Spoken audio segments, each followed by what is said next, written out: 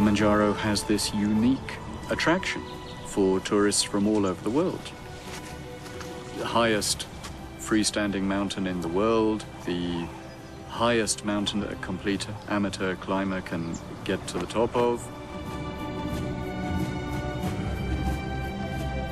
Getting to the summit and looking towards Mount Meru and seeing the clouds down below you, you feel immensely privileged.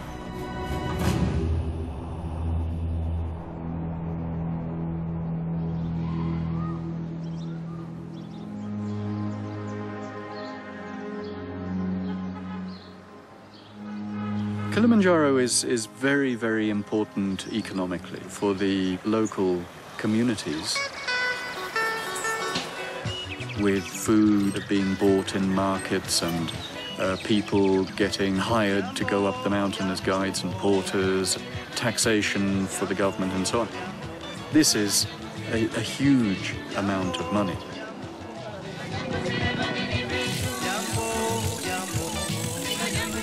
Ever since Hans Meyer first climbed the mountain in 1889, porters have been part of the picture.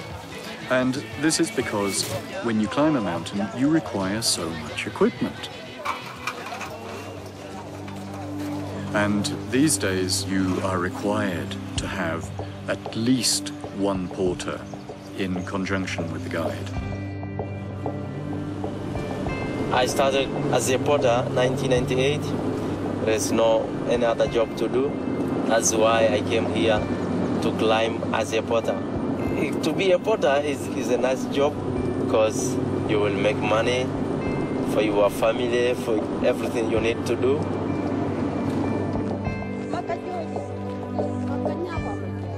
Anybody who lives at any of the gate areas can easily get a job. You do not have to have any qualifications. I've heard it quoted that there's as many as 10,000 porters in the area that service Kilimanjaro. The truth is, anybody can be a porter.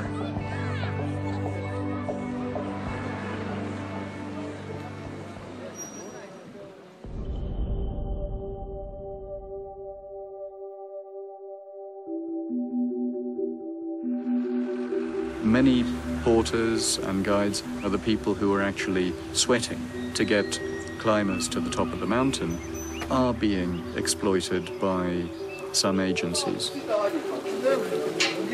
Only a minority, maybe 20% of the companies climbing Kilimanjaro, are adhering to proper porter treatment.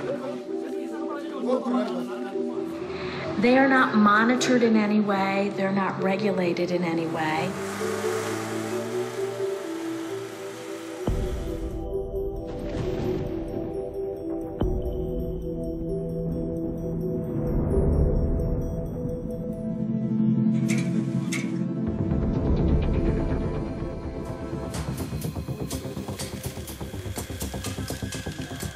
It is expected that the porter carries 20 kilograms for the company and assume that they have 5 kilograms of their own gear, which they carry in their day packs on their back. You only have to climb the mountain to see a number of porters who are clearly overloaded. And you know, when you see that, it is very, very distressing.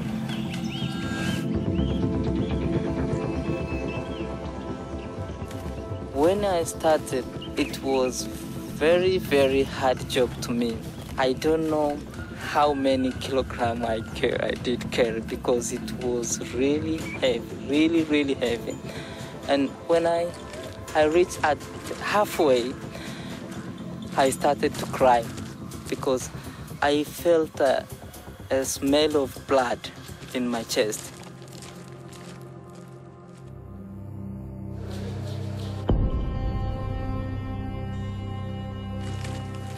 You have to keep in mind that there are basic costs that are included in the climb. There is a park fee for every day that you're on the mountain, and there is also a camping fee or a hut fee for every night that you're on the mountain. So that's a basic amount that we want people to keep in mind. And do understand that if you're climbing for less than that, the savings is at expense of the crew's salary. because there is a lot of unemployment. Many porters will climb for less than they know they should get. Some porters do get that amount. A very few might get more than that. I suggest that the majority do not get as much as that.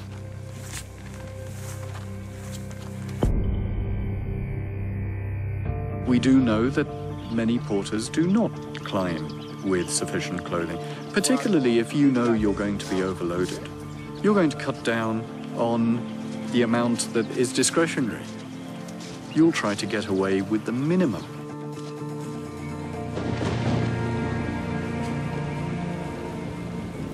Many of them, they don't have proper equipment for the mountain.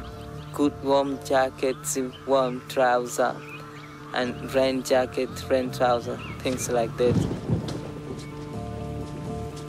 High mountains are very dangerous when the weather suddenly changes, and it happens every year, and it's happened even in the last few weeks that porters have died from getting wet whilst high up the mountain, and then of course hypothermia sets in, and people die very, very quickly if they're exhausted and extremely cold and wet.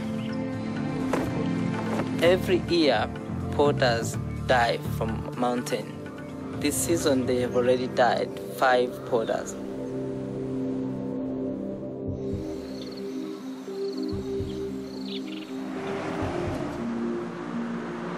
I feel so sad because I used to be like them before, and I know that they are in trouble. At the end of the day, there is a limit to how much the national park can actually police. Their job is really one of conservation. They're doing it because nobody else is doing it. The question is, whose responsibility is it to ensure that there is fair treatment? We would like to say that it's the climber's responsibility to make sure that they're climbing with an organization that is adhering to proper treatment of their crew. Climbers coming to Kilimanjaro should do some research about what they are asking people to do for them. Unless you want to be part of the exploiting class, don't agree to just get a cheap trip.